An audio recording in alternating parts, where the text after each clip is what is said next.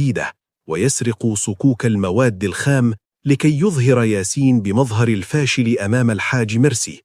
لكن رؤية التي تعلمت ألا تنام وعينها مغمضة كانت تراقب تحركات مريبة حول القصر.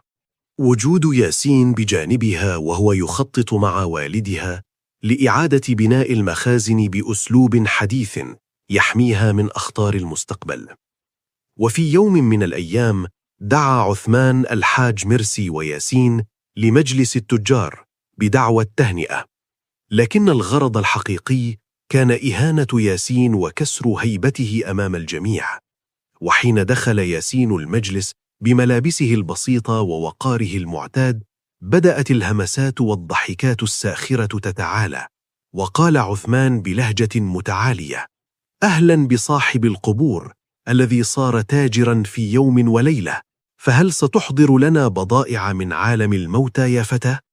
فنظر إليه ياسين بعينين واثقتين ورد بصوت هادئ هز أركان المجلس: إن من عاشر الموتى تعلم أن الدنيا ثانية وأن الحق لا يموت، وأنا جئت هنا لأبني لا لأهدم. أما عالم الموتى الذي تسخر منه فقد علمني أن الظالم مهما علا شأنه فمصيره لحفرة ضيقة لا تسعه.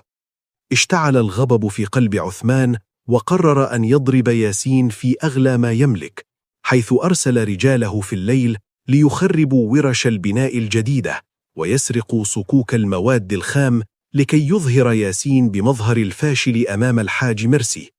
لكن رؤية التي تعلمت ألا تنام